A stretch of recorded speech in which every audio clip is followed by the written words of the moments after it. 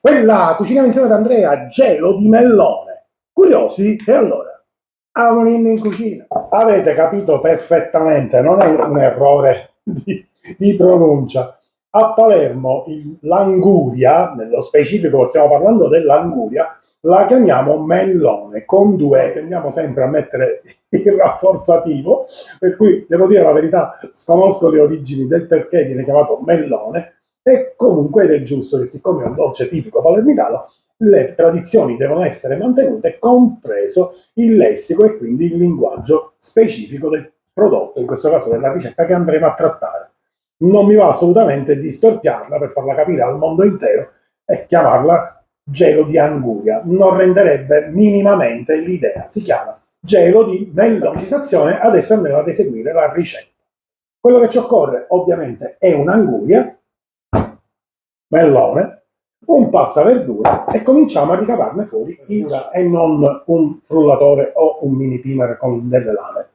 Ve lo anticipo perché sono sicuro che tra i commenti qualcuno farà questa osservazione e mi farà sicuramente questa domanda, per cui lo anticipo e lo dico durante il video.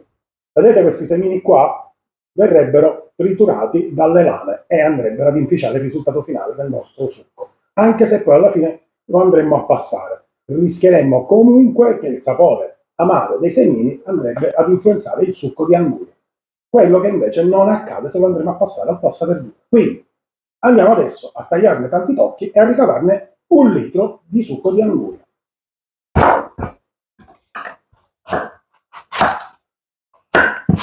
Per ricavare circa 1 litro di succo di anguria occorreranno circa 2 kg, 2 kg e mezzo di anguria. Andiamo a tagliare a tocchetti per semplificare un po' poi tutti i vari passaggi del passaverdura.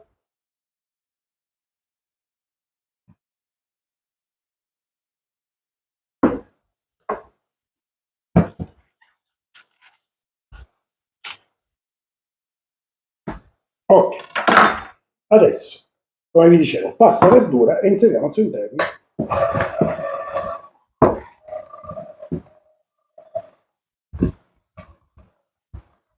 stiamo ricavando tutto il succo dai tocchettini di mellone che ho messo al suo interno e ops, mi è caduto, può capitare, forse ne ho messi un po' troppo, vabbè, tanto con la santa pazienza ci arriviamo.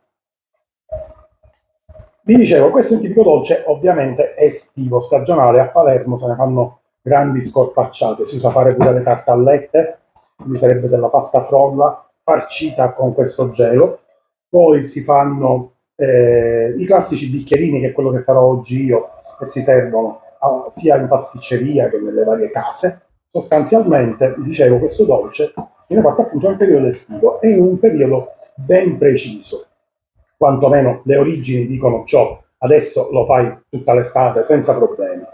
Il periodo a cui io faccio riferimento è il periodo ovviamente terminale della produzione di queste angurie, melloni, come li chiamiamo noi. Perché questo? Perché nell'ultimo periodo il mellone comincia ad avere, noi a Palermo diciamo, usiamo dire abusapure la cucuzza, cioè comincia a perdere quello che sono le sue tipiche caratteristiche di un sapore molto dolce e ghiotto. Quindi questa tipologia di anguria, anziché mangiarla, i nostri antenati hanno pensato bene di creare questo dolce con un succo, arricchendolo, quindi andando poi a sopperire a quello che è la sua dolcezza naturale, aggiungendo dello zucchero e degli aromi, come per esempio un infuso di fiori di gelsomino, un po' di cannella, del cioccolato, del pistacchio, insomma, veramente adesso vi farò vedere un attimino tutti quanti i passaggi, e hanno creato questo dolce fantastico, appunto il gelo di mellone.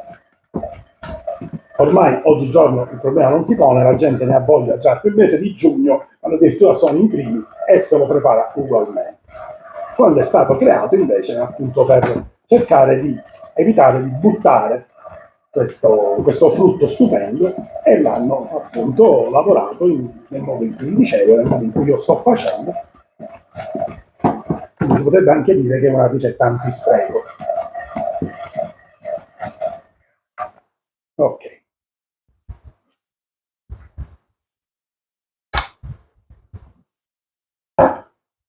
Andiamo a travasare una brocca e ne ricaveremo 1 litro. Ma se lo voleva fare apposta non ci riuscivo, un litro preciso. Ve lo faccio pure vedere. Faccio la tacchetta di un litro. Va bene, allora. Do una pulita, sistemo un po' di cose e andiamo avanti con la ricetta. Adesso andiamo a fare le varie pesate.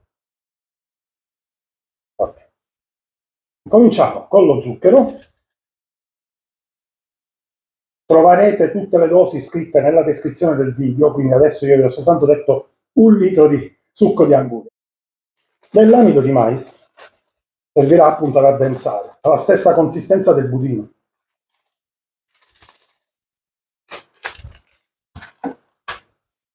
E adesso cominciamo ad unire il tutto, quindi tegamino, succo di anguria,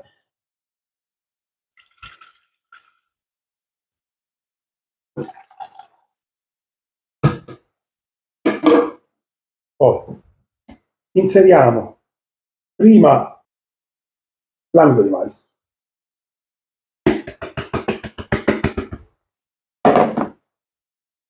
e facciamo incorporare.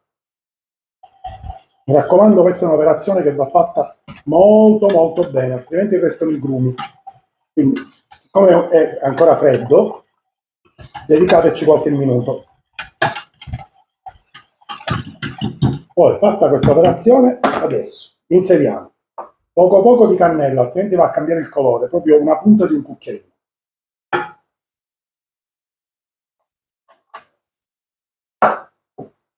Io ho messo in infusione dei fiori di gelsomino in un mezzo bicchiere d'acqua, saranno una decina di fiori, li ho lasciati qua 24 ore. Adesso prendo un colino e metto questo liquido al suo interno, in questo modo. Poi prenderò ugualmente qualche fiore e lo manderò in infusione con il liquido stesso. Fatto questo, posso adesso aggiungere lo zucchero per ultimo, mescolare e mettere sul fuoco. Mi raccomando, fuoco dolcissimo, deve essere la fiamma al minimo. I tempi possono variare dai 10 a un massimo di 20 minuti, non dovremmo andare oltre. Comunque ve ne accorgerete perché ha una consistenza simile al budino, quindi parecchio cremosa, la potete togliere tranquillamente dal fuoco. Trasferiamoci sui fornelli e cominciamo a cuocere. Andiamo a togliere dopo 4-5 minuti da aver messo sul fuoco i fiori di gelsomino. Hanno già fatto il loro dovere, hanno rilasciato tutto il loro profumo. E adesso facciamo addensare aiutandoci e mescolando in continuazione con una frusta. Serve ad evitare che si attacchi al fuoco. Vedete, sta cominciando ad addensarsi e a cambiare anche colore, un rosso molto molto più intenso. Inizialmente, quando l'abbiamo unito all'amido, era diventato quasi rosa. Questo è uno dei motivi per cui vi ho detto poca cannella in polvere, perché la cannella andrebbe a cambiare completamente il colore e l'intensità di questo rosso. E adesso siamo praticamente pronti. Il nostro gelo si è addensato. Vedete, fino sempre a mescolare per evitare che si attacchi al fondo. Spengo il fuoco e adesso vi faccio vedere ben bene la sua densità. Ok?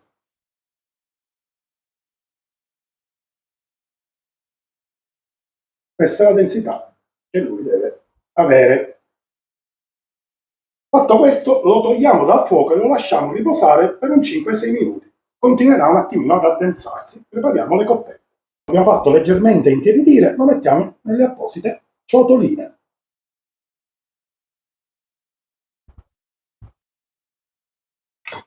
Perfetto, come vedete io ho usato diversi tipi di contenitori, ciotoline, bicchieri coppa cocktail, quelli per il finger, insomma, lì veramente divertitevi perché ogni ciotolina poi darà la sua personalità dal punto di vista estetico del nostro gelo di melone. Adesso non dobbiamo fare altro che attendere che il gelo arrivi a temperatura ambiente, perché ovviamente poi va messo in frigorifero per 2-3 ore almeno. Se lo dovessimo mettere adesso questo magliacca un frigorifero nuovo e diciamo che non è il caso. Quindi un attimino ancora di pazienza, lo facciamo arrivare a temperatura ambiente, come vi dicevo, poi lo trasferiamo in frigorifero 2 o 3 ore, lo andremo a decorare e a definire ancora con qualche sapore che darà quella marcia in più al nostro gelo di mellone.